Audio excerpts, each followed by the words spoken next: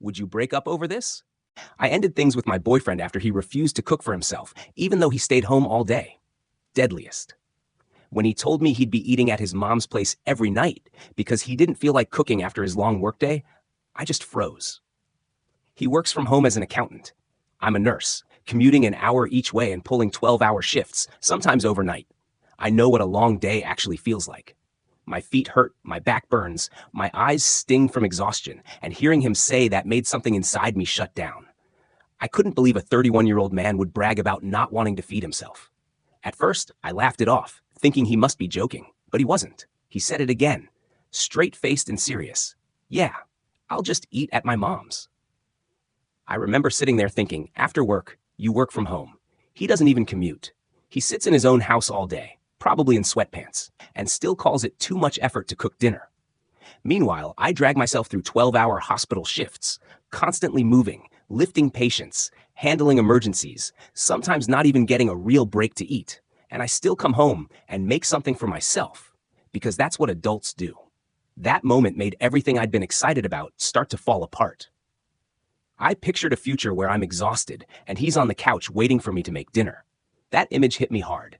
The thing is, he knows how to cook. He's told me before that he's made donuts, stir fries, soup, even banana bread. So it's not that he can't.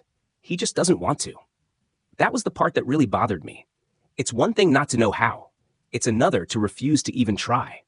I wondered if maybe he grew up in a house where his mom did everything. And that's exactly what I saw when I met her. He barely spoke when she was around, just followed her lead, quiet and polite like a kid being watched. She was kind, but I could tell she liked being in control. Looking back, it all made sense. He wasn't looking for a partner. He was looking for another mom. I spent days trying to push that thought away. I told myself maybe I was overreacting, that everyone has lazy moments, but it stayed with me. Every time I imagined us long-term, all I saw was myself doing all the cooking, cleaning, and emotional labor while he just existed. That's not what I want. I want someone who stands next to me, who helps when I'm tired, who understands life is about sharing the load. The idea of being with someone who couldn't even handle feeding himself made me feel trapped before it even began. It wasn't just unattractive. It was deeply disappointing. I posted online about it because I needed perspective. People said I wasn't wrong, that it was a red flag, and they were right. I realized I'd been trying to excuse something that was actually showing me exactly who he was. So I decided to talk to him and see if he'd at least say he'd try. I called him a few days later and said I wanted to talk about something important. He sounded flat, distant. When I told him I didn't see a future if he wasn't willing to take care of himself, he got defensive right away. He said he never said anything about eating at his mom's. I was stunned. He'd said it so clearly, and now he was acting like it never happened. I repeated his words back to him, and suddenly he changed his story, saying he didn't mean it that way and that I was being cruel for bringing it up. It was such a strange moment. It felt like he was twisting everything to make me doubt myself.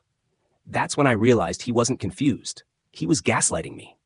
I told him I wasn't trying to hurt him, that I just needed to be honest about how I felt, but he didn't want to hear it. He said, "You're just trying to hurt me." And that broke something in me. I'd spent weeks feeling guilty about breaking his heart, worrying he'd never recover, and now he was acting like I was the villain. I told him I couldn't do this anymore, that I needed a man who wanted to build something real, not someone who avoided responsibility. Then I hung up and blocked him. My hands were shaking afterward. I sat in my car for a long time, staring at my steering wheel, feeling this mix of sadness and anger. I wanted him so badly to say, "I'll try." Just once. But he never did. He didn't even fight for me. He just let me go, like it didn't matter. Now I'm trying to move on. It still hurts because I really liked him, but I keep reminding myself I didn't lose something solid. I let go of something that was never going to work. I deserve someone who matches my effort, someone who wants to build a life together, not someone content being taken care of. I'm focusing on my future now, thinking about buying my mom and dad's house so they can finally retire, helping my brother get settled,